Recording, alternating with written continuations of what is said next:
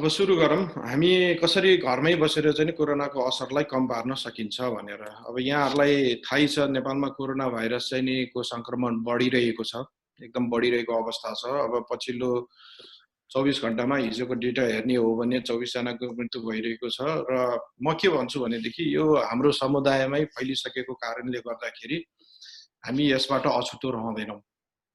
सबैलाई लाग्नै पर्छ जस्तो लाग्छ र कुनै न कुनै बेला चाहिँ नि लाग्छ पनि जस्तो लाग्छ र म त भन्छु यो भाइरस लगाएर पचाउन सक्नुपर्छ जस्तो लाग्छ र एकदम सचेत हुनुपर्छ र समयमै चाहिँ नि उपचारको चाहिँ नि खोज्नुपर्छ जस्तो लाग्छ है। अब यसरी बढिरहेको क्रम छ भने अस्पतालमा पनि बिरामीहरूको चाप चाहिँ एकदम बढिरहेको छ। तपाईले मिडिया न्युजहरुमा सुनिरहनु भएको छ। आइसियु पाउनै मुस्किल भइरहेछ। अस्पतालमा बेडहरु छैन हैन। अब एकातिर यस्तो छ भने अर्कोतिर सरकारले विज्ञप्ति जारी गरिसकेको छ कि चाहिँ नि ज्वरो रुगाखोकी आउँदैमा चाहिँ नि अस्पताल नआउनुस्। सास फेर्न गाह्रो भएमा बेहोस अथवा चाहिँ नि पिसाब नौला जस्तो भएमा मात्र अस्पताल आउनुस् भनेर भनिसकेको छ। अब यस्तै भन्दै गर्दाखेरि कस्तो लाग्छ भने अब बेहोसै हुने जेलसम्म चाहिँ नि अलि गाह्रै पर्ने हो कि बिरामीहरूलाई भन्ने जस्तो मलाई लाग्छ। किनभने त्यतिन्जेलसम्म हामीले कुर्नुपर्ने औषधि चाहिँ नि नलिकन कुर्नुपर्ने अवस्थामा पुगेको खण्डमा चाहिँ नि झन् यसले झन् चाहिँ नि बढी चाहिँ नि भयावह रूप लिन्छ कि जस्तो लाग्छ। त्यही भएर चाहिँ म अलिकति आत्तिए पनि र अब मैले चाहिँ नि फेसबुक मार्फत चाहिँ नि मैले चाहिँ नि आफ्नो बिरामीहरू जुन चाहिँ मेरो कन्ट्याक्टमा आएको बिरामीहरू छ उहाँहरूको चाहिँ उपचार गर्दाखेरि उहाँहरू राम्रो देखेको कारणले गर्दाखेरि मैले तपाईहरुलाई शेयर पनि गर्न लागेको हुँ।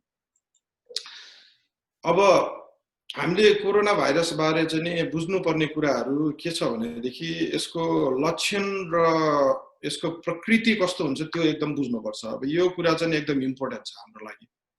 अब यसमा लक्षण चाहिँ कस्तो हुन्छ भने पहिलो चरण दोस्रो चरण भनेर चाहिँ डिभाइड गर्न सकिन्छ। जस्तै अब लाग्ने बित्तिकै चाहिँ नि तपाईको 2 देखि 14 दिन भित्र चाहिँ नि तपाई कसैको कन्ट्याक्टमा आउनु भएको छ भनेदेखि अथवा यो कन्ट्याक्टमै आउनु पर्छ भन्ने नि छैन। यो किन हावामै छ हैन, यो भाइरस हावामै छ, कतै न कतैबाट तपाईले अब लिनुहुन्छ त्योस हैन। अब एउटा अब भाइरस नलिने हो भनेदेखि तपाईले मैले चाहिँ नि के भन्ने गरेको छु भने सासै फेर्न बन्द गर्नुपर्छ भनेर पनि भन्ने गरेको छु। अब त्यो किनभने हावाबाट आउने भाइरस हो, तपाईले कुनै न कुनै हिसाबले लिइराकै हुन्छ हैन। अब यो चाहिँ नि त्यही भएर चाहिँ नि डराउनु चाहिँ नि भएन। अब तपाईलाई ज्वरो आउने बित्तिकै चाहिँ नि कस्तो हुन्छ भने ज्वरो आउन सक्छ, टाउको दुख्न सक्छ, बास्ना स्वादहरु थाहा नपाउने हुन सक्छ, जिउ एकदम गल्ने हुन सक्छ, भोक नलाग्ने हुन सक्छ, झाडा पखाला नलाग्ने हुन सक्छ हैन। अब यो सिम्पटमहरु आयो भनेदेखि तपाईले चाहिँ नि अलिकति सचेत रहनु पर्यो। आफू अलिकति आइसोलेसनमा बस्नु पर्यो र चाहिँ नि यसलाई साधारण हो भनेर चाहिँ नि व्यवस्था चाहिँ नि गरिदिनु भएन। यो चाहिँ नि कोरोना भाइरस हुन सक्छ भनेर चाहिँ नि लिनु पर्यो र त्यही अनुसार चाहिँ नि अब कोरोना भाइरसको टेस्ट गराउनु पनि पर्यो र त्यही अनुसार चाहिँ नि उपचार विधि पद्धतिहरूलाई चाहिँ नि फलो पनि गर्नु पर्यो। र अर्को दोस्रो चरण भनेको चाहिँ नि अब दोस्रो चरण भनेको कस्तो हुन्छ भनेदेखि अब जो बिरामीहरुमा जो चाहिँ नि अलिकति उच्च जोखिम वर्गहरु छ, जस्तै कि मधुमेह भएको, उच्च रक्तचाप भएको, अनि यस्तै किडनी डिजिजहरु भएको हैन, मुटुको रोगहरु भएको, यिनीहरु व्यक्तिहरु अलि 60 वर्ष नआएको व्यक्तिहरु उहाँहरुमा चाहिँ नि यसको लक्षण चाहिँ नि अलि धेरै लामो समयसम्म रहन सक्ने हुन्छ। र त्यो भनेको कस्तो भन्दाखेरि 10 देखि 14 दिनपछि पल्मोनरी फेज भनेर भन्छौं, जसलाई चाहिँ नि जहाँ चाहिँ नि अब खोकीहरु स्टार्ट हुन थाल्छ अनि अलिअलि सास फेर्न पनि गाह्रो हुन सक्ने सम्भावना रहन्छ हैन। अब सरकारले भनेको दोस्रो चरण भएपछि मात्र तपाईहरु अस्पताल आउनुस् हो कि भनेको जस्तो पनि लाग्छ। अब जुन चाहिँ नि अलिकति ढिला हुने हो कि जस्तो पनि मलाई लाग्छ हैन। अब त्यो त्यही भएर चाहिँ नि हामीले चाहिँ नि अब कसरी यो कोरोनाको लक्षणहरुलाई असरलाई कम पार्ने भनेर चाहिँ नि बुझ्नु चाहिँ नि एकदम जरुरी छ।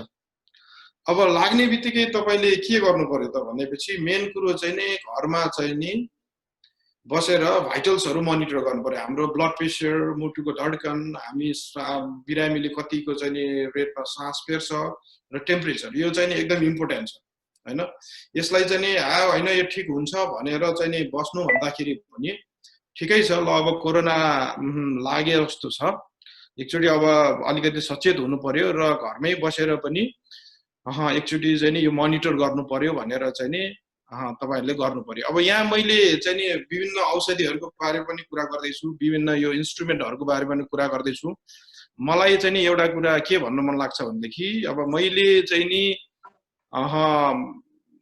यसको प्रमोसन गर्नको लागि चाहिँ नि गरेको होइन मसँग चाहिँ नि यसको कुनै मलाई चाहिँ नि डाइरेक्ट अथवा इन्डाइरेक्ट रूपमा कुनै पनि फाइदा बेफाइदा केही पनि छैन यो कम्पनीहरुबाट मेरो केही लिंक पनि छैन है त त्यही भएर तपाईहरुले चाहिँ नि यो यही इन्स्ट्रुमेन्ट चाहिन्छ भनेर हैन कि तपाई अरु इन्स्ट्रुमेन्टहरु चाहिँ नि जुन इन्स्ट्रुमेन्ट पनि युज गर्दाखेरि हुन्छ यो चाहिँ नि डिभाइसहरु अब यसमा पल्स अक्सिमिटर भन्ने छ जुन अक्सिजनको मात्रा नाप्ने छ हैन अब त्यो भयो अर्को चाहिँ नि थर्मोमिटर एउटा चाहियो अर्को चाहिँ नि अब तपाईले आफैले चाहिँ नि आफ्नो अर्को व्यक्तिबाट चाहिँ नि आफ्नो सास फेराइ चाहिँ नि को रेटहरु हेर्न सक्नुहुन्छ र त्यसैगरी तपाईको चाहिँ नि यो ब्लड प्रेसर नाप्ने चाहिँ नि मेसिन चाहियो अब यिनीहरु सबै अटोमेटिक छ यो बजारमा मजाले सर्वसुलभ रूपमा पाइन्छ नेपालमा यदि पाउनु भएन भने पनि तपाईहरु आफूमै चाहिँ नि शेयर गर्न सक्नुहुन्छ जस्तै टोलमा चाहिँ नि वडा कार्यालयमा चाहिँ नि राखेर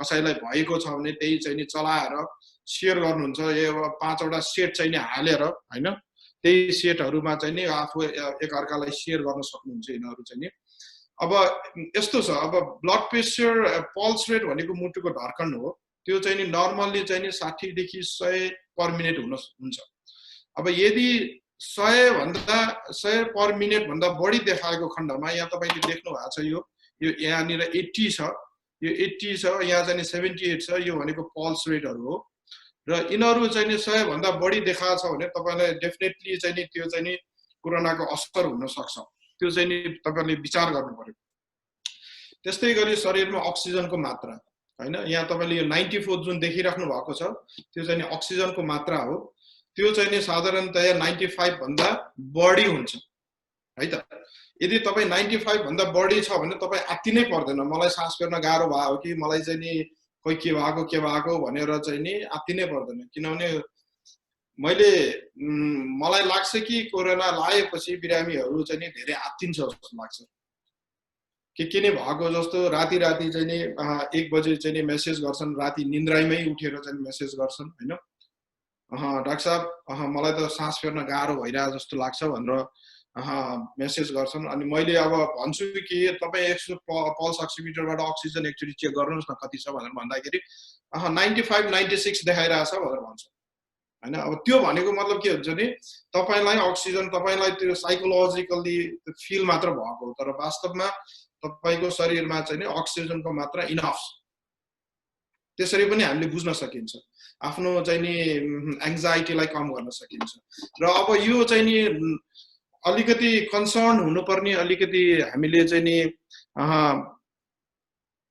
विचार गर्नुपर्ने कहिले आउँछ भन्दाखेरि जब चाहिँ नि हाम्रो यो पल्स अक्सिमिटरले 92 भन्दा कम देखाउँछ कन्टिन्युअसली देखाइराख्छ त्यो बेला चाहिँ नि साच्चै सास फेर्न गाह्रो अक्सिजन नपुगेको हो कि भन्ने कुरा चाहिँ नि हामीले विचार गर्नुपर्ने हुन्छ त्यसैगरी थर्मोमिटर छ थर्मोमिटर अब एउटा चाहिँ काखीमा पनि नाप्न सकिन्छ र अर्को जिब्रो मुखभित्र जिब्रो मुनि राखेर पनि नाप्न सकिन्छ हैन अब यो सबैको घरमा भइहाल्छ र यसमा चाहिँ टेम्परेचर हेर्ने हो भने 98.6 फरेनहाइट हो टेम्परेचर चाहिँ तर जिब्रो मुनि अब ज्वरो भनेर कसरी भन्ने हैन ज्वरो भनेर चाहिँ भन्ने कसरी हो भनेदेखि यदि जिब्रो मुनि हालेर तपाईले चेक गर्नु भएको छ भने 100 फरेनहाइट 100 पुग्नु पर्यो त्यो चाहिँ पक्का चाहिँ ज्वरो हो यदि काखी मुनि च्यापेर गर्नु भएको छ भनेदेखि 99 पुगे पनि ज्वरो हो त्यो अलिकति फरक छ त्यो हिसाबले चाहिँ तपाईले चाहिँ मलाई ज्वरो आइरहेको छ कि छैन भनेर आफैले पनि अनुमान गर्न सक्नुहुन्छ र अर्को चाहिँ यो रेस्पिरेटरी रेट जुन श्वास प्रश्वासको गति हैन अब कुनै कुनै व्यक्तिहरूलाई चाहिँ नि कस्तो हुन्छ भने एउटा एङ्जाइटीले पनि यो सास चाहिँ नि बढ्न सक्ने हुन्छ। तपाईले चाहिँ नि याद गर्नु भएको होला यदि हेर्नुहुन्छ भनेदेखि। अब त्यस्तो केसमा हामीले कसरी चाहिँ नि यो अलिकति साधारण मान्छेलाई चाहिँ नि साधारण मानिसहरूलाई चाहिँ अलिकति गाह्रो होला नगर राखेको मान्छेहरूलाई, तर तपाईले बिस्तारै एकदम राम्ररी निहालेर हेर्नुभयो भनेदेखि, यदि बिरामीलाई राम्ररी निहालेर हेर्नुभयो भनेदेखि यो सास चाहिँ नि बिस्तारै चलिरहेको हुन्छ हैन। एक माथि आउँछ एक तल जान्छ हैन। अब यो चाहिँ नि कसरी भने यो एक वन साइकल भने एकचोटि माथि गएर एकचोटि तल आउने, हामीले यो सास लिने र बाहिर फाल्ने चाहिँ नि गति हो, त्यो चाहिँ नि त्यो चाहिँ नि एक हो। र यसरी चाहिँ नि हामीले चाहिँ नि सास फेर्ने चाहिँ नि 12 देखि 16 पर मिनेटमा हुन्छ।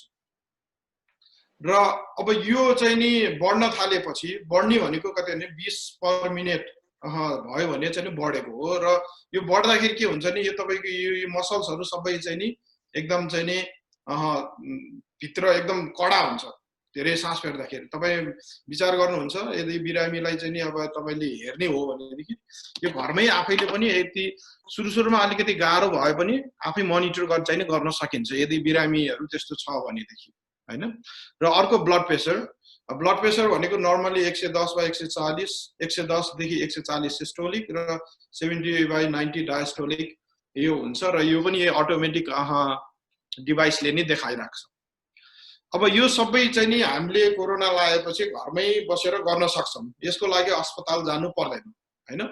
र अर्को कुरा अब यो गर्ने मात्र हैन कि हामीले चाहिँ नि यसलाई चाहिँ नि एउटा चार्टै बनाएर राख्नुपर्छ, एउटा चार्टिङै गर्नुपर्छ। जस्तै चाहिँ नि यहाँ तपाईले देख्नु भएको छ टेम्परेचर, ब्लड प्रेसर र स्याचुरेसन, रेस्पिरेटरी रेट र अक्सिजन, यो चाहिँ नि एउटा बिरामीको हो र उहाँले पठाइदिनु भएको, मैले त्यही भएर हाल्दिहालेँ मैले चाहिँ नि। र यसरी चाहिँ नि बिहान दिनको 3 चोटी गर्ने कि दिनको प्रत्येक 4-4 घण्टामा गर्ने कि प्रत्येक 6-6 घण्टामा चार्टिङ गर्ने कि त्यो गर्नुपर्छ हैन।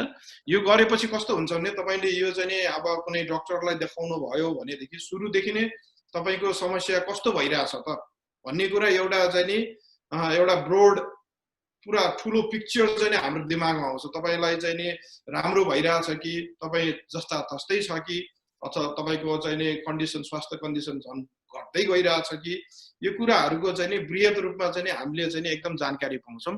र यो हामीले घरमै गर्न सक्छौं। यो कुराहरु गर्नको लागि चाहिँ नि कसैको चाहिँ नि सहयोग नचाहिन सक्छ। सबै चाहिँ नि घरमा पनि हामीले मजाले गर्न सक्छौं र यो हामीले गर्नु पर्यो हैन।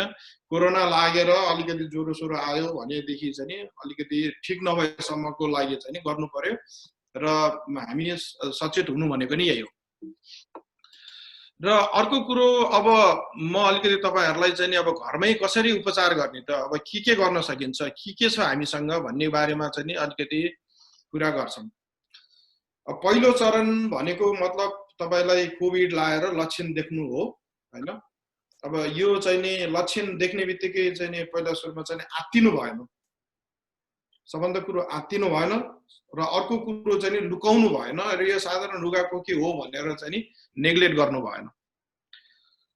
र अर्को कुरो चाहिँ नि तपाईले मोनिटरिङ गर्नु पर्यो। अहिले मैले भने जस्तै सबै चाहिँ नि यो सामानहरु जुटाउनु पर्यो र चाहिँ नि आफैले चाहिँ नि मोनिटरिङ गरेर चार्टिङ गर्नु पर्यो हैन। र अब यो फेजमा चाहिँ नि कस्तो हुन्छ भने तपाईको मनोबल चाहिँ नि उच्च हुनु पर्यो, एउटा कुरा स्ट्रेस लेभल चाहिँ नि एकदम न्यून हुनु पर्यो। म त त्यही भन्छु, कति चाहिँ नि कोरोना लागेको बिरामीहरु स्ट्रेस लेभल को धेरै भएको कारणले नै झन् धेरै समस्याहरु आउने हुन्छ हैन। त्यो भएको कारणले गर्दाखेरि स्ट्रेस लेभल चाहिँ एकदम कम हुनु पर्यो। र हामीले बजारमा पाउने साधारण फ्लेक्सन प्यारासिटामोलले नै काम गर्छ। यो एकदम जिउ दुख्यो टाउको दुख्यो भनेदेखि चाहिँ नि 8-8 घण्टामा खाने, ज्वरो आइराख्यो भनेदेखि 101-102 ज्वरो आइराख्यो भनेदेखि 8-8 घण्टामा खान सकिन्छ हैन। जस्तै फ्लेक्जनै खाने हो भनेदेखि चाहिँ नि 8-8 घण्टामा अब जिउ पनि दुखिरहेछ टाउको पनि दुखिरहेछ भनेदेखि फ्लेक्जन खान सकिन्छ 8-8 घण्टामा। यसले तपाईलाई धेरै सन्चो दिलाउँछ हैन। र अर्को चाहिँ नि अब ज्वरो मात्र छ, टाउको साउको दुखिया छैन, जिउ दुखिया छैन भने प्यारासिटामोल खान सकिन्छ। र यो 3 ग्राम भन्दा बढी चाहिँ नि दिनमा खानु हुँदैन, यो चाहिँ नि विचार गर्नुपर्छ। कहिलेकाहिले तपाईको लिभर फेलियर हुन सक्छ किनभने प्यारासिटामोल टक्सिसिटी हुन्छ, त्यही भएर चाहिँ त्यो पनि विचार गर्न पर्ने हुन्छ। र अब अर्को कुरो चाहिँ कस्तो हुँदाखेरि यदि फ्लेक्जन 8-8 घण्टामा खाएर पनि तपाईँको ज्वरो कम भएन भने बिचमा अर्को 4-4 घण्टामा चाहिँ नि प्यारासिटामोल पनि एड गर्न सक्नुहुन्छ यदि ज्वरो कम भएन भनेदेखि हैन। तर विचार गर्नुस् कि 3 ग्राम भन्दा चाहिँ बढी खानु हुँदैन भनेर। र अर्को चाहिँ नि यो सेट्रिजिन चाहिँ नि एउटा अलिकति झुम्म गर्ने औषधि हो। यसले रुगाखोकी चाहिँ नि नाकहरू बन्द भएको, घाँटी खसखस भएकोहरू चाहिँ कम गर्छ हैन। अब यो चाहिँ नि तपाईले राति सुत्ने बेला चाहिँ नि खाँदाखेरि हुन्छ। अब यो सबै चाहिँ नि तपाईले गर्नुपर्ने चाहिँ नि अहिले अलिकति चाहिँ नि अर्ली फेज पहिलो चरणमा। र अब यति गर्दै र चाहिँ नि अलि प्रशस्त पानी खाने, व्यायाम गर्ने, यिनीहरू गर्दाखेरि चाहिँ नि तपाईको लक्षण हराएर जान सक्छ र रिकभरी हुन्छ। किनभने कोरोना भाइरस त्यति चाहिँ नि डरलाग्दो भाइरस चाहिँ होइन, लागेकोहरू धेरै जस्तो चाहिँ रिकभरी भइरहेछ र हामीले रिकभरी हुन सक्छौँ यतिकैमा हैन। यसमा तपाईहरु आत्तिनु पर्दैन। यहाँ एउटा अर्को फार्मोटिडिन भन्ने पनि औषधि छ जुन चाहिँ नि ग्यास्ट्रिकको औषधि हो हैन। यदि अब तपाईले ब्रुफिन खाइराख्नु भएको छ र तपाईलाई ग्यास्ट्रिक आइब्रुफिन फ्लेक्जन खानु भएको छ र तपाईलाई ग्यास्ट्रिक भयो भनेदेखि फार्मोटिडिन खान सक्नुहुन्छ। यो फार्मोटिडिनले चाहिँ नि कोरोना भाइरसको लाइक पनि काम गर्छ भनेर चाहिँ नि आर्टिकलहरु के रे साइन्टिफिक जर्नलमा निस्केको छ र चाहिँ अरु देशहरुमा स्टडी भएको छ। त्यही भएको कारणले गर्दाखेरि अरु प्यान्टप, ओमिप्राजोल यिनीहरु खानु भन्दा चाहिँ नि फार्मोटिडिन खाएदेखि चाहिँ नि राम्रो हुन्छ तपाईलाई यदि ग्यास्ट्रिक छ भने। किनभने त्यो कोरोना भाइरसको असर पनि कम गर्ने भयो र तपाईलाई ग्यास्ट्रिक पनि नहुने भयो र चाहिँ नि यो नदुख्ने औषधि खाँदाखेरि ग्यास्ट्रिक पनि नहुने भयो हैन। अब कुरा आयो सबभन्दा इम्पोर्टेन्ट कुरा भनेको दोस्रो चरण हैन। अब दोस्रो चरण भनेको कसलाई भन्ने त? अब यो म सबैलाई के भन्न चाहन्छु भनेदेखि यो धेरै लामो समयसम्म ज्वरो आउने, बिसन्चो भइराख्नु चाहिँ नि कोरोना भाइरस लागेर धेरै लामो समयसम्म बिसन्चो हुनु चाहिँ नि कदापि राम्रो कुरो होइन है त। यो एकदम सचेत हुनुपर्ने कुरा हो। यसले चाहिँ नि तपाईलाई झन् गाह्रो हुनतिर लिएर जान्छ भन्ने कुरो चाहिँ नि सोच्नु पर्यो तपाईहरुले। अब यहाँ कस्तो छ भने मान्छेहरु चाहिँ नि पुरै एन्टिबायोटिक खाएर चाहिँ नि 12-13 दिन, 14 दिन, 15 दिन चाहिँ नि खाएर बसेर रहेको हुन्छ नभनिकन हैन। अब डाक्टर कहाँ जान्छन्, त्यो एन्टिबायोटिक खान्छन् र चाहिँ नि त्यतिकै चाहिँ नि ज्वरो आएरै बसिरहेको हुन्छ र अन्त्यमा चाहिँ नि एकदम गाह्रो भएपछि अस्पताल पुग्छन्। अब भन्नु पर्दाखेरि मेरो आफ्नै चाहिँ नि भाउजूको दाइ चाहिँ नि अस्तिको हप्ता बित्नु भयो हैन। अब मलाई एकदम दुःख लागिरहेछ किनभने उहाँलाई चाहिँ नि अब उहाँको पुरै परिवारमा कोरोना लागेको थियो र उहाँहरुलाई चाहिँ नि अब मेरो बारे केही जानकारी थिएन। अब उहाँहरु चाहिँ नि 16-17 दिन 18 दिनसम्म चाहिँ नि त्यही 2 चोटी 3 चोटी एन्टिबायोटिक खाएरै त्यतिकै बस्नु भयो र लास्टमा चाहिँ नि एकदम गाह्रो भएर चाहिँ नि अस्पतालको आइसियुमा भर्ना हुनुभयो र भेन्टिलेटरमा अब 20-22 दिन भएर चाहिँ नि बित्नु भयो। अब त्यो कुराले चाहिँ नि मलाई अझै पनि नरमाइलो फिल भइरहेछ र यो कुरा हामीले एकदम बुझ्नुपर्छ जस्तो लाग्छ हैन। यो कुरा अब बुझ्नुपर्ने के भन्दाखेरि स्पेशली अब यो उच्च जोखिम वर्ग भनेर भन्छौँ हामी, जो चाहिँ नि 60 वर्ष नआएको, मधुमेह भएको, रक्तचाप भएको, मोटोपन भएको, मृगला रोग भएको, अद्भुत रोग, मुटुको रोगहरू भएको यिनीहरू व्यक्तिहरू चाहिँ अझ बढी सजग हुनुपर्छ। किनभनेदेखि उहाँहरूलाई कोरोनाको सिम्पटम चाहिँ नि अलि बढी लामो समयसम्म रहने र चाहिँ नि अलि बढी चाहिँ नि गाह्रो हुने जस्तो देखिन्छ। र अब यो भनेको के त? अब अलि लामो समयसम्म भन्नाले अब यो ज्वरो आउने, जिउ दुख्ने चाहिँ नि तन्किँदै गएर 10 दिन, 12 दिन अथवा 14 दिन पछि चाहिँ नि अब जब खोकी स्टार्ट हुन थाल्छ, जब चाहिँ नि सास फेर्न चाहिँ नि अलि गाह्रो हुन थाल्छ, तब चाहिँ नि दोस्रो चरणमा गयो भन्ने कुरा चाहिँ नि हामीले बुझ्नु पर्ने हुन्छ है त। अब यो कुरामा चाहिँ नि अब यो कुरा यस्तो हुँदै गर्दाखेरि अब कसरी कम गर्ने त भन्ने कुरा मा चाहिँ नि मैले विचार गर्दाखेरि चाहिँ नि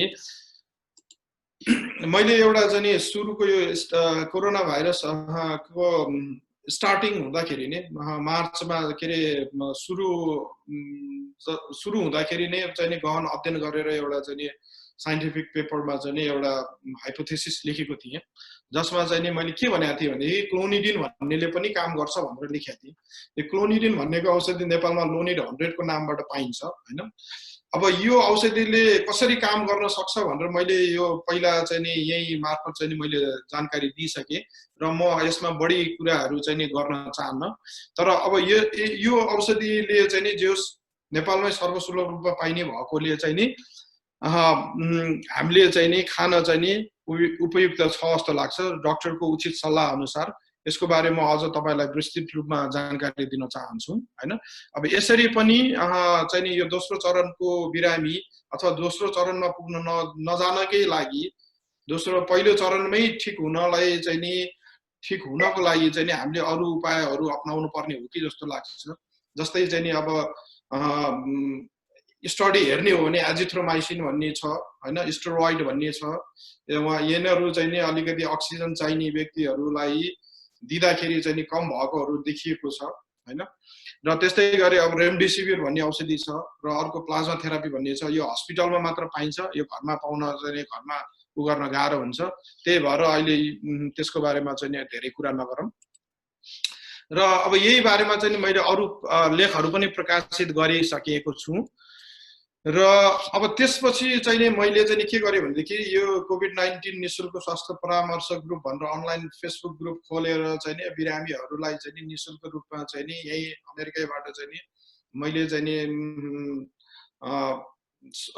प्रत्यक्ष रूपमा मेसेज गरेर चाहिँ नि उपचारको विधिहरू मोनिटरिङ गर्ने सबै कुराहरू भनिरहेको छु। र त्यसबीचमा चाहिँ नि म कहाँ धेरै बिरामीहरू आए। आज मात्रै हेर्ने भने 10-15 जनाले मेसेज गरिसकेका छ हैन। किनभने यो फैलिरहेछ, धेरै नै फैलिरहेछ, समुदायमा धेरै नै फैलिरहेछ।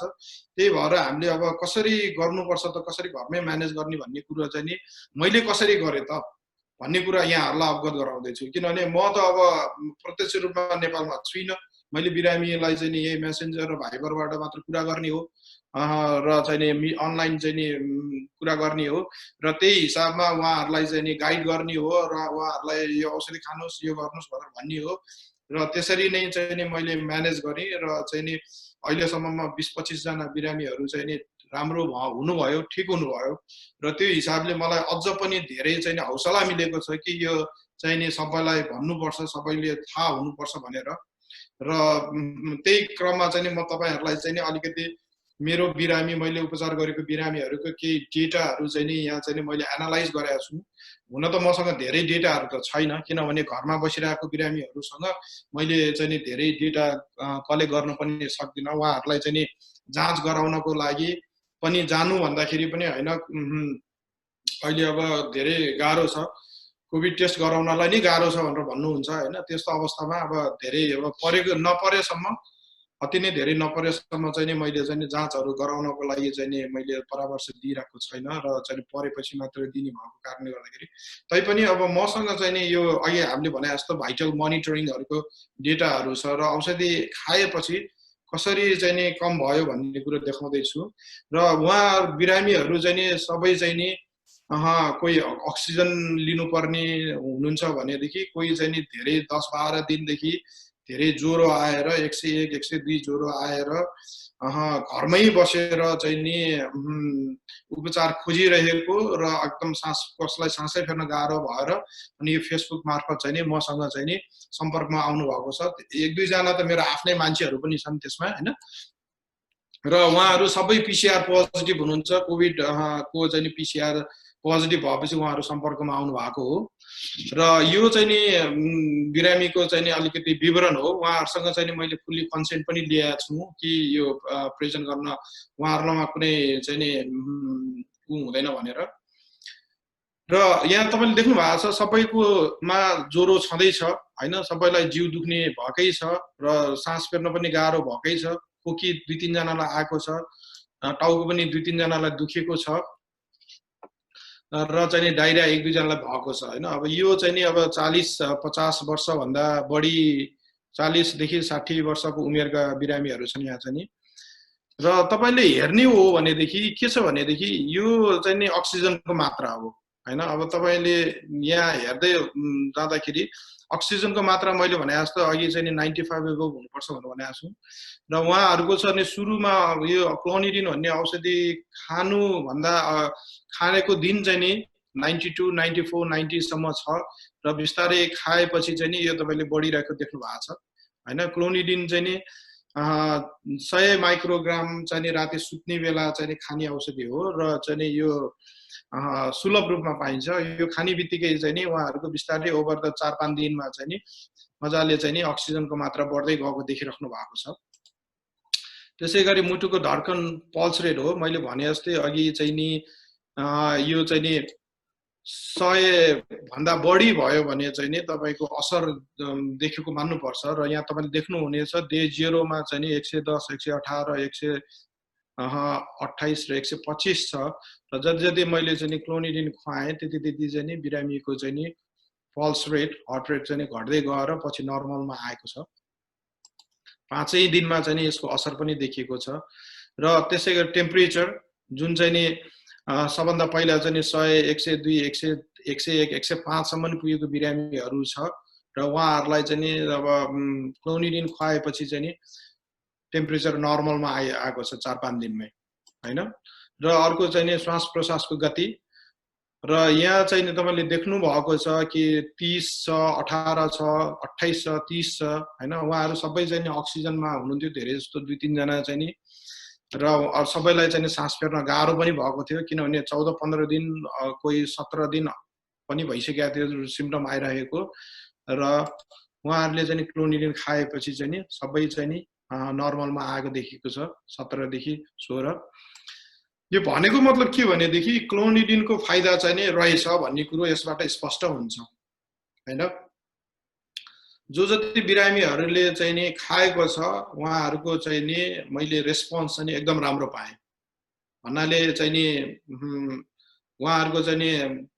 कस्तो अनुभव पाएँ भन्दाखेरि यस्तो गाह्रो भइरहेको थियो डाक्टर साहब यो औषधि खाएपछि चाहिँ नि मलाई यस्तो सन्चो भयो मलाई टाउको दुख्न पनि एकदम सन्चो भयो जिउ पनि एकदम हलुका भयो यो औषधि त अरु सबैलाई खुवाउनु पर्ने हो डाक्टर साहब भनेर भन्नुहुन्थ्यो उहाँहरूले हैन अब मैले चाहिँ नि एक दिन अगाडि हैन तपाई घरमै चाहिँ नि आत्तिएर चाहिँ नि मैले बिरामीलाई हेर्दाखेरि हैन तपाई चाहिँ नि अस्पताल जानुस् घरमा गाह्रो पर्न सक्छ भनेर भनेको बिरामी हैन भन्दाखेरि बिरामी के भन्नुहुन्थ्यो भनेदेखि हैन डाक्टर साहब अस्पताल गयो भने त खै अब बेड पनि छैन अब क्वारेन्टाइन के गर्ने हो धेरै गाह्रो हुन्छ सबैजनालाई चाहिँ गाह्रो हुन्छ बरु सकेसम्म घरमै उपचार गरौँ भन्नेहरू पनि थिए र उहाँहरूलाई चाहिँ मैले सुरुमा अब यो औषधि चाहिँ नि अब काम गर्न पनि सक्छ नगर्न पनि सक्छ तर खाएर हेर्नुस् भनेर भनेको थिएँ र त्यो भन्दै गर्दा भोलिपल्ट चाहिँ त्यस्तो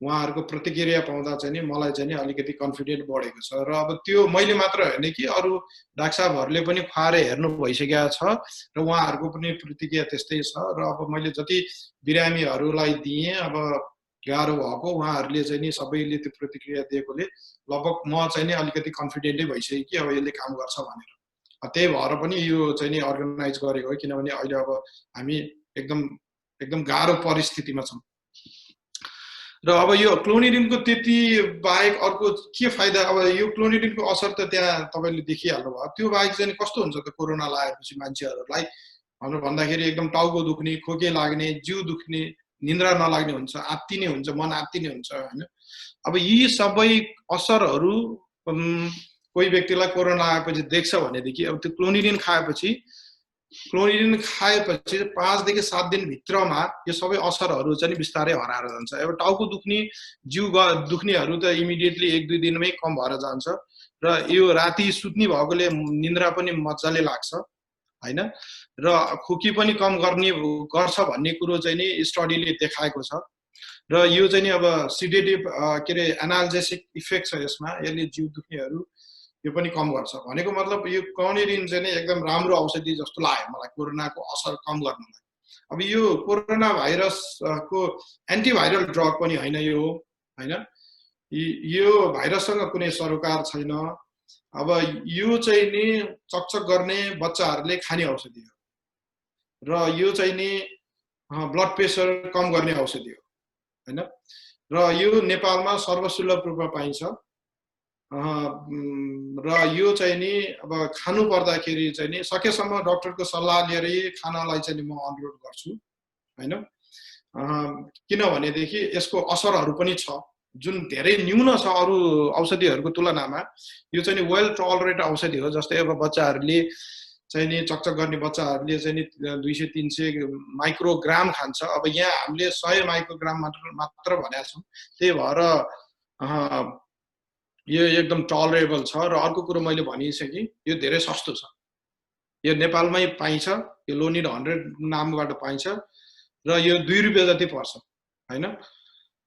अब यो औषधि खाँदाखेरि ध्यान दिनुपर्ने कुराहरू के त भन्दाखेरि म त भन्छु तपाईँ चाहिँ नि डाक्टरसँग कुरा गर्नुहोस् हैन। अब डाक्टर चाहिँ नि तपाईँ फोन गर्नुहुन्छ डाक्टरहरूलाई, उहाँसँग कुरा गर्नुहोस् मैले यो क्लोनिडिन खाँदा हुन्छ कि हुँदैन भनेर। उहाँले सोध्नुहुन्छ तपाईलाई चाहिँ नि अरू तपाईँको ब्लड प्रेसरको औषधि खाएको छ कि छैन, अरू के अरू समस्याहरू के, अरू के औषधि खाइरहेछ, त्यो औषधिको इन्टरएक्सन हुन्छ कि हुँदैन, र तपाईलाई खाएपछि कस्तो के गर्ने हैन भन्ने कुरो चाहिँ नि सल्लाह दिन्छ। र मैले भन्नुपर्दा के लाग्छ भनेदेखि अब यो चाहिँ नि सुत्ने बेला खानी हो। एक चक्की राति सुत्ने बेला तपाईले चाहिँ नि बत्ती निभाएर अब म सुत्छु, टोयलेट गएर अब म सुत्छु, म उठ्नु पर्दैन भनेपछि चाहिँ नि एक चक्की अलिकति पानीले खाएर सुत्ने हो। त्यसपछि तपाईलाई राम्रो निन्द्रा लाग्छ हैन। अब यो औषधि खाएर हिँड्नु परेको खण्डमा एटलिस्ट 2-3 घण्टा चाहिँ नि नहिँड्ने नउभिने भनेर भन्छु। किनभने यसको असर भनेको एउटा ब्लड प्रेसर कम गर्ने पनि हो हैन। ब्लड प्रेसर तपाईको कम भयो भने तपाईलाई चक्कर लाग्छ, रिगेडा लाग्छ, तपाईले डिजी फिल हुन्छ, तपाई लड्न सक्नुहुन्छ। त्यही भएर चाहिँ नि एटलिस्ट औषधि खाएको 2-3 घण्टा चाहिँ नि नहिँड्ने हो। र यो औषधि खानु भन्दा अगाडि बीपी ब्लड प्रेसर चाहिँ नि चेक गर्यो भने राम्रो हुन्छ। र मैले चाहिँ नि बिरामीहरूलाई चाहिँ नि 100/70 भयो भने चाहिँ नि खानु भनेर भन्ने गरेका छु हैन। अब त्यो पनि चेक गर्नुपर्ने हुन्छ। र अर्को चाहिँ नि कस्तो हुन्छ कि अब यो उच्च जोखिम वर्ग भनेको जुन 60 वर्ष नआएको बिरामीहरू छ, उहाँहरूले चाहिँ नि अरू ब्लड प्रेसरको औषधिहरू पनि खाइरहेको हुन्छ। अब यो कुरा चाहिँ नि एकदम चाहिँ नि तपाईहरुले चाहिँ नि विचार पुर्याउनु पर्छ। जस्तै चाहिँ नि एउटा अहिले म त्यो ब्लड प्रेसरको औषधिको बारे पनि यहाँ कुरा गर्छु। र त्यो दुईटै औषधि चाहिँ नि एकैचोटी चाहिँ नि खानु हुँदैन अथवा चाहिँ नि त्यसको मात्रा मिलाउनु पर्छ। र त्यो चाहिँ नि आफ्नो डाक्टरहरुसँग चाहिँ नि सल्लाह गर्नुपर्ने हुन्छ तपाईहरुले हैन। र अर्को चाहिँ नि मुटुको रोग भएको, धड्कन तलमाथिको बिरामीहरुले पनि आफै चाहिँ नि औषधि सेवन गर्न मिल्दैन। यो चाहिँ डाक्टरको परामर्श लिएर अनिवार्य रूपमा कार्डियोलोजिस्टहरुको परामर्श लिएर गर्नुपर्ने हुन्छ। र अनि अर्को चाहिँ नि यसको साइड इफेक्ट भनेको मुख चाहिँ नि सुक्खा हुने हैन, अलिकति त्यस्तो साइड इफेक्टहरु देखिएको छ। अरु त्यो बाहेक चाहिँ अरु खासै मैले साइड इफेक्ट चाहिँ नि बिरामी खाएको बिरामीबाट केही पनि सुनेको छैन। र चाहिँ नि अब यो औषधि चाहिँ नि लामो समयसम्म खाने हैन। यो औषधि चाहिँ नि 5 दिनदेखि 7 दिनसम्म खाने हो। र चाहिँ नि 100 माइक्रोग्राम भनेको एउटा ट्याब्लेट हुन्छ। त्यो ट्याब्लेट राति सुत्ने बेला खाने हो। र 2-3 दिनमा चाहिँ नि 100 माइक्रोग्रामले असर देखाएन भनेदेखि बिहान र बेलुका 100 माइक्रोग्राम खाने हो। र त्यो खाएर चाहिँ नि 5 दिनदेखि 7 दिनसम्ममा तपाईको असर चाहिँ नि कम हुन्छ। कोरोना भाइरसको असर जस्तै खोकी लाग्ने, ज्वरो आउने, जिउ गल्ने, खान नलाग्ने, भोक नलाग्ने, यो असरहरु सबै बिस्तारै कम भएर जान्छ। तर भाइरस अझ पनि शरीरमै रहन्छ। यो किनभनेदेखि त्यो भाइरस रहेको देखिएको छ। यसले भाइरसलाई मार्ने हैन र भाइरस शरीरमै रहन्छ। तर भाइरसको असर चाहिँ नि शरीरमा हुने जुन असरहरु त्यो कम हुँदै जान्छ हैन। र चाहिँ नि पछि तपाई चाहिँ नि स्वस्थ हुन सक्नुहुन्छ। मैले अहिले भर्खरै भने उच्च रक्तचापको औषधिहरू, यिनै औषधिहरू नेपालमा पाइन्छन्। र मैले मेरो प्रत्यक्ष सम्पर्कमा आएका बिरामीहरूले खाइरहेको औषधि यिनै हुन्। र यहाँ मैले भन्नु पर्दाखेरि इम्पोर्टेन्ट कुरा के छ भनेदेखि अब कोरोना भाइरसको र यो ब्लड प्रेसरको औषधिको सम्बन्ध चाहिँ नि अलि छ जस्तो लाग्छ। किनभने सुरुमै एउटा चाहिँ नि हाम्रो यो साइन्टिफिक जर्नलमा निस्किया थियो कि यो लोसार्टान भन्ने जुन छ यहाँ औषधि, यो लोसार्टान भनेको यहाँ चाहिँ नि रिसेट 50 छ। यो लोसार्टान यहाँ पनि यो लोसार्टान छ। हैन। अब यो लोसार्टान भन्ने औषधिले चाहिँ नि अलिकति कोरोना भाइरसको असरलाई अझ बढाउने हो कि भन्ने चाहिँ नि एउटा चाहिँ नि व्यापक हल्ला चलेको थियो। अब त्यो एउटा राम्रै जर्नलमा पनि निस्केको थियो कि अब यस्तो यो औषधि खानेहरूलाई बढी कोरोनाको असर देखिन्छ भनेर। अब मैले मेरो अनुभव सुनाउनु पर्दाखेरि 4-5 जना बिरामीहरू चाहिँ नि उहाँ चाहिँ नि ब्लड प्रेसरको बिरामी हुनुहुन्थ्यो र उहाँहरूले यो औषधि खाइराख्नु भएको थियो र उहाँहरूलाई असर देखिरहेको थियो र उहाँहरूलाई अलि लामो समयसम्म पनि असर देखिरहेको थियो। भनेको मतलब केही न केही पक्कै चाहिँ नि हुन्छ। अब यसमा के रिलेसनसिप छ भनेर भन्दाखेरि अब यो औषधि खाएको यो औषधिले काम गर्ने रिसेप्टर र कोरोना भाइरसले चाहिँ नि इम्युन कोशिकाभित्र छिर्ने रिसेप्टर एउटै हो भन्ने चाहिँ नि भनाइ छ हैन। त्यो हिसाबले अब यो चाहिँ नि अलिकति कन्ट्रोभर्सियलै छ र म के भन्छु भनेदेखि अब यो औषधिहरू चाहिँ नि होल्ड गर्दा हुन्छ जस्तो लाग्छ मेरो हिसाबले। अब यो असर कोरोना भाइरस लागेर जुन असर आइरहेको बेलासम्म चाहिँ नि यसलाई चाहिँ नि बन्द गर्ने र त्यसको सट्टामा चाहिँ नि क्लोनिड खाने कि भनेर आफ्नो डाक्टरलाई सोध्ने हैन। किनभने दुवै औषधि हो। अथवा चाहिँ नि बिहान एउटा ब्लड प्रेसरको औषधि खाने र बेलुका चाहिँ नि क्लोनिडिन चाहिँ नि खाने हो कि भन्ने पनि त्यसरी पनि मात्राहरू मिलाउन सकिन्छ। र मैले गरेको त्यही हो। मैले गरेको बिरामीहरूलाई चाहिँ नि मैले पुरै बन्द गर्न लगाएँ र उहाँलाई यसको सट्टामा चाहिँ नि मैले चाहिँ नि क्लोनिडिन खुवाएँ र चाहिँ नि 4-5 दिनपछि 6-7 असर चाहिँ नि कम भइसकेपछि असर पुरै बन्द भइसकेपछि ब्याक टु फेरि यही औषधि चाहिँ नि कन्टिन्यू गर्न लगाएँ हैन। र अर्को कुरो क्लोनिडिनको चाहिँ नि तपाईले बुझ्नु पर्दाखेरि यो धेरै लामो समयसम्म खाने औषधि पनि हैन। यो चाहिँ नि अब 5 दिनदेखि 7 दिन खाने र त्यसपछि बन्द गर्ने र बन्द गर्दाखेरि यदि दुईटा खानु भएको छ भनेदेखि एकैचोटि दुईटै बन्द गर्नु हुँदैन। भन्नाले यसलाई बिस्तारै टेपर गर्नुपर्छ। जस्तै दुईटाबाट एउटाबाट आधीबाट चौथाइ त्यसरी चाहिँ नि बन्द गर्नुपर्ने हुन्छ। किनभने यसको चाहिँ नि असर भनेको के छ भन्दाखेरि अलि लामो समयसम्म हुन त अब 5 दिनदेखि 7 दिनमा चाहिँ नि खाँदाखेरि त्यो असर नदेख्ला। अब त्यो स्टडी नै गर्न बाँकी छ कस्तो असर देखिन्छ भनेर हैन। तर अब मैले उपचार गरेको बिरामीहरूमा त्यो असर देखिएको छैन र चाहिँ नि तर त्यो असरलाई न्यूनीकरण गर्ने त्यो असर भनेको के हुन्छ नि एकैचोटि चाहिँ नि ब्लड प्रेसर वाट्ट बढ्नु हैन। अब त्यो लामो समयसम्म खाँदाखेरि चाहिँ नि जसलाई हामी रिबाउन्ड हाइपरटेन्सन भनेर भन्छौँ हो त्यो चाहिँ नि वाट्ट बढ्ने हुन्छ र त्यस्तो चाहिँ नि असर कम गर्नको लागि चाहिँ नि त्यो अलिअलि गरेर चाहिँ नि दुईटाबाट एउटाबाट आधीबाट चौथाइ त्यसरी चाहिँ नि कम गर्दै लिएर अनि लास्टमा बन्द गर्नुपर्छ। टेपरिङ गर्नुपर्ने भनेर भन्छौँ हामी चाहिँ नि त्यो गर्नुपर्ने हुन्छ। र म अझ पनि एउटा मेरो अझ पनि तपाईलाई सुझाव सल्लाह के छ भनेदेखि यो औषधि सकेसम्म आफै नखानु क्लोनिडिन हैन। डाक्टरको सल्लाह लिएर डाक्टरको निगरानीमा र चाहिँ नि प्रपर मोनिटरिङ गरेर स्पेशली ब्लड प्रेसर मोनिटरिङ गरेर खानुपर्ने हुन्छ। म त्यही सुझाव सल्लाह दिन्छु। र अब अलिकति चाहिँ नि अब यो दोस्रो चरणमा अरु घरैबाट चाहिँ नि जाँच गर्न सक्ने कुराहरूको बारे पनि अलिकति डिस्कस गरौँ यहाँ। जस्तै चाहिँ नि तपाईले चाहिँ नि अब ठीक भइरहेको छैन, तपाईको सिम्पटम अझै पनि आइरहेछ, 10 दिन 12 दिनदेखि चाहिँ नि 12-13 दिन 14 दिन भयो, 15 दिन भयो, सिम्पटम अझै आइरहेछ, यो ज्वरो अझै आइरहेछ, फ्लेक्जन प्यारासिटामोल सेट्रिजिन खाएर पनि ठीक भइरहेको छैन भनेदेखि तपाईले चाहिँ नि एउटा जाँचहरु ब्लडको जाँचहरु गराउनु पर्ने हुन्छ। र अर्को कुरो कस्तो छ भने एकदम हनन्ती ज्वरो आइरहेछ भनेदेखि अरु पनि कोभिड पनि नहुन सक्छ। जस्तै अब एउटा मेरो आफ्नै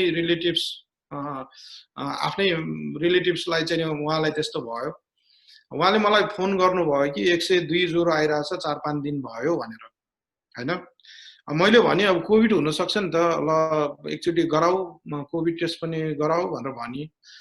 अनि कोभिड टेस्ट गर्नलाई त गाह्रो छ, कत्रो लामो लाइन बस्नुपर्छ, धेरै गाह्रो छ भनेर भन्नुभयो। हैन अब कोभिड टेस्ट नगराए हुन्न भनेर भन्नुभयो उहाँले चाहिँ नि। र मैले भने कि हैन अब कोभिड नहुन पनि सक्छ नि, कोभिड त एउटा अहिले अब महामारी फैलिरहेछ। एउटा कोभिड चाहिँ नि हाम्रो यो हाई ज्वरो आएको चाहिँ नि डिफरेन्शियल डायग्नोसिस हो। कोभिड नहुन पनि सक्छ। यदि कोभिड भएन भनेदेखि हामीले अरू ज्वरो हो कि भनेर त्यो कारणहरू खोज्नुपर्ने हुन्छ।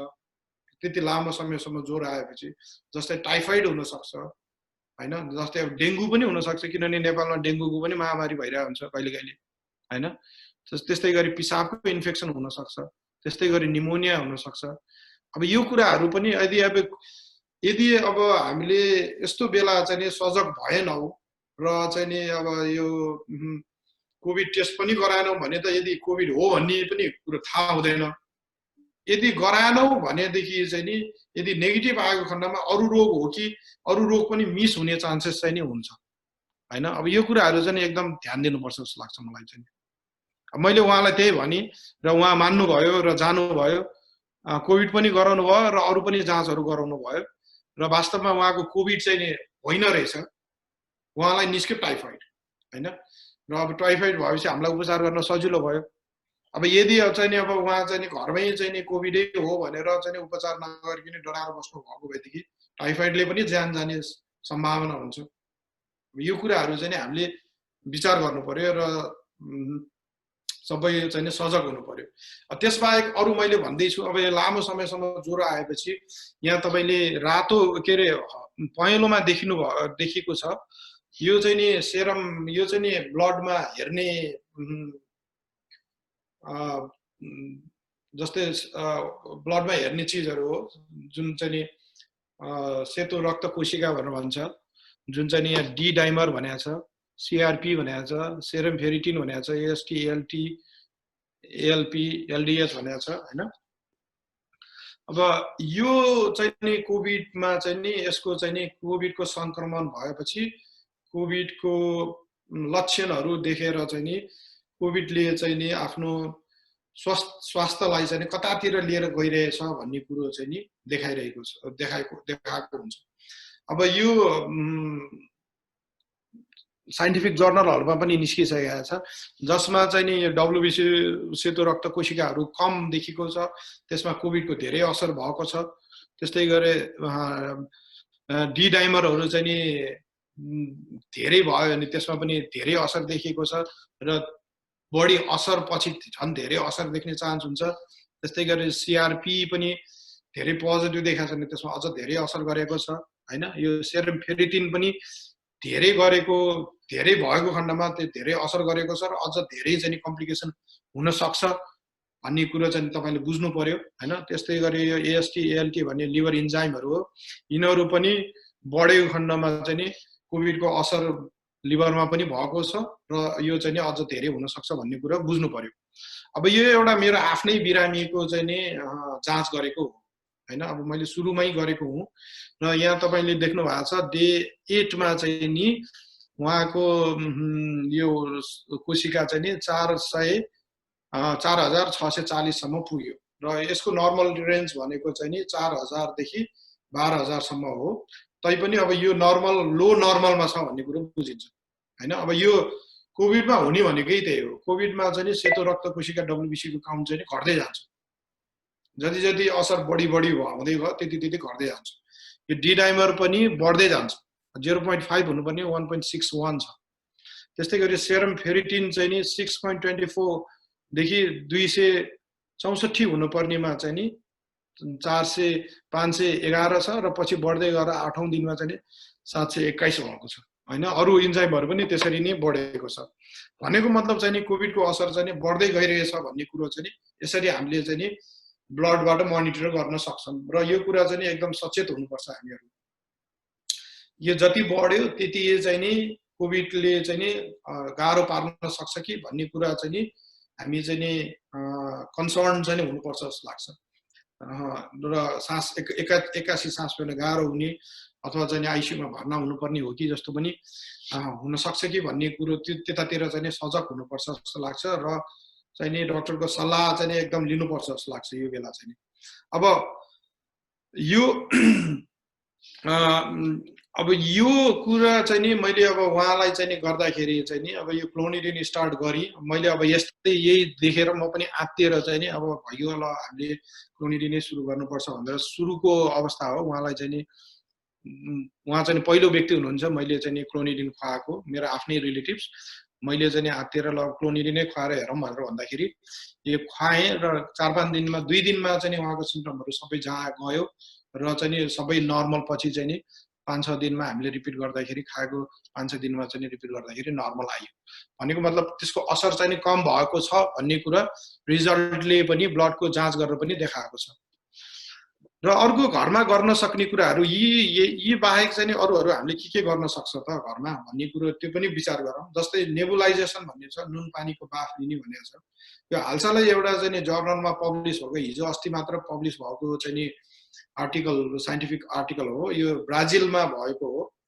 यहाँ चाहिँ उहाँहरूले चाहिँ के हेर्नु भएको छ भने त्यही नुन पानीको गार्गलले चाहिँ कोरोना भाइरसको फोक्सोमा चाहिँ कस्तो असर देखिन्छ त भन्ने कुरा चाहिँ उहाँहरूले हेर्नु भएको छ र उहाँहरूको अनुसार चाहिँ एकदम राम्रो देखिएको छ कुन हिसाबले राम्रो देखिएको छ भने नुन पानीको बाफ लिँदाखेरि यदि फोक्सो सुन्निएको छ भनेदेखि चाहिँ नि सुन्निन नदिने हैन त्यसले सुन्निएको फोक्सोलाई कम गर्ने र चाहिँ नि अर्को चाहिँ नि फोक्स त्यो के रे फोक्सोको कोशिका भित्र पनि यो कोरोना भाइरसलाई चाहिँ वृद्धि हुन नदिने भाइरल लेप्रिकेसन छ नि यो अलिकति इलेक्ट्रोलाइट चाहिँ डिसब्यालेन्स ल्याएर इलेक्ट्रोलाइट चाहिँ धेरै सोडियम चाहिँ भित्र सेल भित्र ल्याएर चाहिँ नि त्यो भाइरसको चाहिँ वृद्धि हुन नदिने देखिएको छ यसमा चाहिँ त्यो हिसाबले चाहिँ यो फाइदाजनकै रहेछ र अब यो चाहिँ हामीले घरमै बसेर पनि लिन सक्छौं हैन जस्तै हामीले स्टिम इनहेलेसन भन्छौं अब त्यसमै चाहिँ नुन अलिकति हालेर त्यो नुन पानीको बाफ लिए भयो अब त्यो भएन भनेदेखि हामीले बजारमा पाइन्छ 3% हाइपरटोनिक सलाइन सोलुसन भनेर भन्छौं हैन अब त्यो 5 ml चाहिँ यो मेसिनमा हाल्ने र त्यसको बाफ चाहिँ 15 मिनेटसम्म लिने र दिनको 3 देखि 4 चोटी लिँदा पुग्छ तपाईलाई र अब यो पनि हामीले घरमै गर्न सक्छौं यो गर्नको लागि चाहिँ नि हामी अस्पतालसम्म पुगिराख्नु पर्दैन अब त्यो बाहेक अरु औषधि पनि छ जुन चाहिँ नि हामीले बजारमा पाइन्छौं र खान सकिन्छ जस्तै एजिथ्रोमाइसिन भन्छौं अब यो एजिथ्रोमाइसिन भनेको एन्टिबायोटिक हो अब यो मैले भने जस्तै अब पहिलो चरणमा चाहिँ नि यसको चाहिँ नि त्यति उपयोगिता छैन हैन पहिलो चरणमा चाहिँ नि कुनै पनि यो स्टेरोइडको पनि खासै छैन र चाहिँ नि एजिथ्रोमाइसिन एन्टिबायोटिकको पनि छैन हैन अब दोस्रो चरण पुग्न लागेदेखि 10 देखि 12 दिनसम्म चाहिँ नि एजिथ्रोमाइसिन चाहिँ नि एन्टी इन्फ्लामेटरी भएको कारणले गर्दाखेरि कुनै साइन्टिफिक जर्नलमा चाहिँ नि यो निस्केको चाहिँ नि यसले काम गरेको राम्रो गरेको देखिएको छ त्यही भएर चाहिँ नि आफ्नो डाक्टरहरुसँग सल्लाह गर्नुस् र पहिलै चरणमा चाहिँ नि तपाईलाई साधारण 2-3 दिनदेखि चाहिँ नि ज्वरो मात्र आइराछ रुगाखोकी लागिरहेछ भने एजिथ्रोमाइसिन खानको लागि म सल्लाह दिदिन किनभने त्यो साधारण प्यारासिटामोल फ्लेक्जन आफैले चाहिँ नि कम हुन्छ अनि तपाईलाई एन्टिबायोटिक खाइराख्नु पर्ने जरुरत छैन र किनभनेदेखि एउटा कुरा अब भन्नु पर्दाखेरि जस्तै उच्च जोखिम भएको वर्ग जसमा मोटोपन छ उहाँहरुले चाहिँ यो एजिथ्रोमाइसिन एन्टिबायोटिक खायो भनेदेखि अब मेरो यो प्रत्यक्ष रिसर्चको अनुभव हो हैन उहाँहरुलाई गाह्रो पर्न सक्छ झन् चाहिँ नि समस्या चाहिँ नि झन् बल्झिन सक्छ त्यही भएर चाहिँ नि अब हेल्दी मान्छेहरुले चाहिँ एजिथ्रोमाइसिन खाने हो भने त केही फरक पर्दैन तर अलिकति उच्च जोखिम भएकोहरुले खाने हो भने चाहिँ नि गाह्रो पर्न सक्छ त्यस्तै गरी स्टेरोइड छ स्टेरोइड पनि यो राम्रै जर्नलमा चाहिँ नि निस्केको छ अब त्यसमा चाहिँ नि के देखिएको छ भनेदेखि अर्ली स्टेजमा चाहिँ नि स्टेरोइडको कुनै रोल छैन र एउटा दुईटा चाहिँ नि साइन्टिफिक जर्नलमा निस्केको छ के भन्दाखेरि यसले उल्टो हार्म पनि गर्न सक्छ भनेर निस्केको छ हैन त्यही भएर पहिलो चरणमा चाहिँ नि स्टेरोइड खाइहाल्नु पर्छ भन्ने छैन अब यो चाहिँ नि अस्पतालमा अक्सिजन चाहिने अनि आइसियुमा भर्ना हुने आइसियुमा भर्ना भएको बिरामीहरुलाई चाहिँ नि यसले राम्रो काम गरेको देखाइएको छ हैन त्यही भएर चाहिँ नि अब अलि लामो समयसम्म तपाईलाई सिम्पटमहरु आइरहेछ भने यतातिर पनि तपाईले चाहिँ नि यो औषधिहरु पनि खाने हो कि भनेर डाक्टरसँग सल्लाह परामर्श गर्न सकिन्छ त्यो बाहेक भिटामिन सी र जिंक भन्ने पनि सबैले खाइरहेछ अब यो यसको डाइरेक्ट असर त मैले कुनै पनि जर्नलमा चाहिँ नि खासै पाइन तर अब यो एन्टिअक्सिडेन्ट भएको कारणले गर्दाखेरि केही मात्रामा काम गर्छ जस्तो लाग्छ र अर्को प्लेसिबो इफेक्ट पनि हुन्छ कि अब बिरामीहरुलाई मैले औषधि खाइरहेको छु भन्ने एउटा हुन्छ र त्यो मानसिक तनाव कम गर्नको लागि पनि काम गर्ने भएको र यसको असर खासै नहुने भएकोले यो खाँदै खाइराख्दाखेरि केही बिग्रिदैन भन्ने कुरा हो र यहाँ अलिकति गुर्जुको बारे पनि म चाहिँ चर्चा गर्न चाहन्छु हैन। अब गुर्जु अहिले नेपालमा व्यापक मान्छेहरूले खाइरहेको जस्तो लाग्छ। मैले एकदम पत्र पत्रिकामा अब मिडियामा पनि सुनिरहेको छु। तर कस्तो लाग्यो भनेदेखि अलिकति यति धेरै मान्छेहरूले खाइदिए कि अब एकजना डाक्टर साहबले भन्नु हुँदै थियो कि गुर्जु खाएर लिभरै बिग्रेर चाहिँ नि बिरामीहरू चाहिँ नि भर्ना भइरहेछ हस्पिटलमा भनेर चाहिँ नि भन्नुभयो। त्यसको मतलब चाहिँ नि अब हामीले यो चाहिँ नि धेरै खानु नहुने हो कि जस्तो लाग्छ। अब गुर्जु अब एउटा चाहिँ नि कस्तो हुन्छ, अब यसको असर कतिको छ छैन मलाई थाहा छैन हैन। अब यो चाहिँ नि जडीबुटी हो, हर्ब्स हो। अब यदि चाहिँ नि थोरै खाने र केही पनि हुँदैन भन्नेदेखि म त खानलाई पनि सजेसन दिन्छु। किनभने यदि तपाईँलाई विश्वास छ भने, यदि आफूलाई विश्वास छ भनेदेखि खानु पनि पर्छ जस्तो लाग्छ। किनभने तपाईँको एउटा चाहिँ नि मानसिक रूपमै तपाईँ अलिकति सबल हुनुहुन्छ, तपाईँको मनोबल बढ्छ यसले हैन। प्लेसेबो इफेक्टले गर्दाखेरि तपाईँलाई चाहिँ आनन्द आउँछ, मैले गुर्जु खाइरहेछ भन्ने हुन्छ। र त्यो पनि एउटा इम्पोर्टेन्ट फ्याक्टर हो कोरोना भाइरसको लागि उपचार गर्नको लागि। तर अब खाँदै यति धेरै खाने होइन कि त्यसले उल्टो शरीरलाई नै हार्म गरोस् भनेर चाहिँ नि खाने होइन हैन।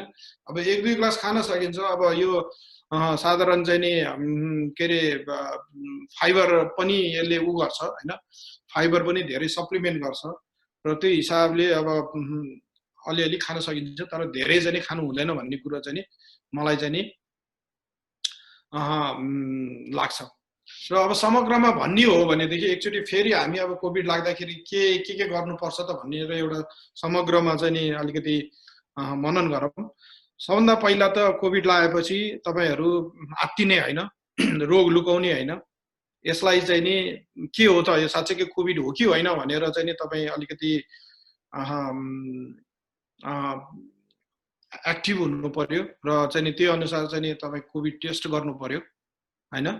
र त्यसपछि चाहिँ नि तपाईँ मोनिटरिङ सुरु गर्नु पर्यो। मैले भने जस्तै अघि ब्लड प्रेसर, के अरे टेम्परेचर, अनि यो मुटुको धड्कन, अनि यो SpO2 र रेस्पिरेटरी रेटहरू चाहिँ नि यिनीहरू लिएर मोनिटरिङ गरेर चार्टिङ गर्नु पर्यो। र अब पहिलो चरणमा तपाईँले फ्लेक्जन, प्यारासिटामोल, यो सेट्रिजिन, अनि कफ खाइरहेछ भने कफ सप्रेसन गर्ने औषधिहरू यिनीहरू खान सक्नुहुन्छ। अब यदि भएन पहिलो चरण तपाईँ अब 10-12 दिनमै पनि कम भइरहेको छैन, आइरहेछ र उच्च जोखिम वर्ग हुनुहुन्छ भने अझ 5 दिनभित्रै चाहिँ नि यदि उच्च जोखिम वर्ग हुनुहुन्छ भने उहाँहरूले चाहिँ नि डाक्टरको परामर्श लिनुपर्छ हैन। र चाहिँ नि अब यी कुराहरू चाहिँ नि तपाईँले चाहिँ नि आफ्नो डाक्टरसँग सल्लाह गर्नुहोस्। मैले क्लोनिडिन खान मिल्छ कि मिल्दैन भनेर पनि सल्लाह गर्नुहोस्। उहाँलाई चाहिँ आफ्नो अरू ब्लड प्रेसरको औषधि पनि भन्नुहोस्। र चाहिँ नि यदि उहाँले हुन्छ भनेदेखि तपाईँले खान सक्नुहुन्छ। किनभने यो वेल टलरेबल औषधि हो, मैले भनिहालेँ र यसले चाहिँ नि राम्रो काम गरेको छ। मैले अब यसमा चाहिँ नि एउटा यो सबै बिरामीहरूको हालेर चाहिँ नि एउटा साइन्टिफिक जर्नलमा चाहिँ नि पब्लिस पनि गर्न लागेको छौँ, ताकि यो सबै विश्वले नै थाहा पाओस् भन्ने हिसाबले। र अर्को कुरो चाहिँ नि अब यहाँ भन्नुपर्दाखेरि यदि सेट्रिजिन खाइराख्नु भएको छ भने क्लोनिडिन र सेट्रिजिन चाहिँ नि सँगै पनि खानु हुँदैन हैन। र किनभनेदेखि र त्यस्तै गरी अब तपाईँले अर्की यो मानसिक दबाईहरू खाइराख्नु भएको छ, जस्तै एन्टिसाइकोटिक भनेर भन्छौँ, तिनीहरूसँग पनि क्लोनिडिन चाहिँ नि खानु हुँदैन। किनभने क्लोनिडिनको एउटा इफेक्ट भनेको सिडेटिभ हो। त्यो सिडेटिभ हुँदाखेरि र चाहिँ नि अर्को यो फार्मोटिडिनसँग पनि क्लोनिडिन चाहिँ नि खानु नहुने हो कि जस्तो पनि लाग्छ। किनभने त्यो एन्टिहिस्टामिन हो, त्यसले पनि अलिकति असर त नहोला, तर पनि अलिकति सचेत चाहिँ हुनुपर्छ जस्तो लाग्छ। सिडेटिभहरू चाहिँ नि यो धेरै चाहिँ नि एकैचोटि धेरै भयो भने धेरै चाहिँ नि गाह्रो हुने त्यस्तो चाहिँ नि देखिन सक्छ हैन। त्यही भएर तपाईँले चाहिँ नि विचार गर्नु पर्यो। सबभन्दा उपयुक्त कुरा त डाक्टरसँग सल्लाह गर्नु पर्यो। त्यो अब उहाँलाई सबै थाहा हुन्छ, अथवा चाहिँ नि आफैले गुगल गरे पनि हुन्छ। तपाईँले चाहिँ नि अब क्लोनिडिन लेख्नुभयो अनि आफूले औषधि खाएको चाहिँ नि दुईटा हालेर इन्टरेक्सन के छ त भनेर गुगल गर्नुभयो भने पनि त्यहाँ मजाले चाहिँ नि तपाईँले चाहिँ नि इन्टरेक्सन देख्नुहुन्छ, खानुहुन्छ कि हुँदैन भन्ने कुरो देख्नुहुन्छ। जस्तै क्लोनिडिन चाहिँ नि अब प्रेग्नेन्ट भएकोहरूले खानु हुँदैन, बच्चाहरूलाई चाहिँ असर पर्न सक्छ हैन। अब यो कुराहरू चाहिँ बुझ्नु पर्यो तपाईँले। यो सबै चाहिँ नि अलिकति मुख्य कुरो आफू सचेत हुनु पर्यो। रोग लुकाउनु भएन, उपचारको विधिहरू छ, पद्धतिहरू छ हैन। बेलामै सचेत भएर चाहिँ नि आफूले चाहिँ नि एक्टिभली चाहिँ नि मोनिटरिङ गर्ने यो खाने हो भनेदेखि तपाईले कोरोनालाई जित्न सक्नुहुन्छ, असर एकदम कम गर्न सक्नुहुन्छ। यही कुरा हो मुख्य बुझ्नुपर्ने कुरा चाहिँ नि। र अरू अब हस्पिटल गएपछि त यो छँदैछ रेमडेसिभिर, प्लाज्मा थेरापी, स्टेरोइड अब नेपालमा भइरहेकै छ हैन। यो राम्रो कुरा हो, यसले राम्रो पनि रिजल्ट देखाइरहेछ जस्तो लाग्छ। र हामीले अब घरमै बसेर गर्ने भनेको यी कुराहरू हुन्। अब भन्नु पर्दाखेरि सरकारले भनिसकेको छ आफ्नो कोरोनाको उपचार आफै खर्च गर्नुस् भनेर। त्यही भएर चाहिँ नि अब गाह्रो भएर चाहिँ नि हस्पिटल बस्नु पर्यो भने तपाईको लाखौं रुपैयाँ खर्च हुन्छ हैन। आइसियुमा बस्नु पर्यो भने धेरै नै खर्च हुन्छ। अब त्यो खर्च हामीले चाहिँ नि यसरी चाहिँ नि कम गर्न सक्छौं। या त तपाई दौडनु भएन, सचेत हुनु पर्यो र थोरै पैसाले पनि तपाईले चाहिँ कोरोना जित्न सक्छ भन्ने कुरो चाहिँ नि मलाई लाग्छ। र यति भन्दै यहाँहरूले आइदिनु भयो, सुनिदिनु भयो र यो सकेसम्म चाहिँ नि आफ्नो साथीभाइ, आफ्नो रिलेटिभ्सहरुमा शेयर गर्नुस् हैन। आफ्नो डाक्टरहरुसँग चाहिँ कुरा गर्नुस् र म यही कार्यक्रम मार्फत चाहिँ नि समस्त डाक्टरहरु नेपालमा भएका जुन फ्रन्टलाइनर डाक्टरहरु छ जसले चाहिँ नि बिरामीहरुको फोन कल लिनु भइरहेछ, उहाँहरुलाई चाहिँ नि सकेसम्म यो प्रेजेन्टेसन बारे चाहिँ नि मनन गरेर उहाँहरुलाई चाहिँ नि यो क्लोनिडिन दिन मिल्छ कि मिल्दैन, खाने अवस्थामा पुग्नु भयो कि भएन, क्लोनिडिन खुवायो भने के हुन्छ, त्यो चाहिँ नि रिस्क भर्सेस बेनिफिट हेरेर चाहिँ नि आफैले चाहिँ नि प्रेस्क्राइब गरेर चाहिँ नि हेरिदिनु भन्न पनि म विनम्र अनुरोध गर्छु। र हामी सबैले चाहिँ नि यसरी नै चाहिँ नि कोरोनाको असरलाई कम गर्न सक्छौं भन्ने कुरो मलाई लाग्छ। यति भन्दै म यहाँ मेरो प्रेजेन्टेसन चाहिँ टुङ्ग्याउँछु।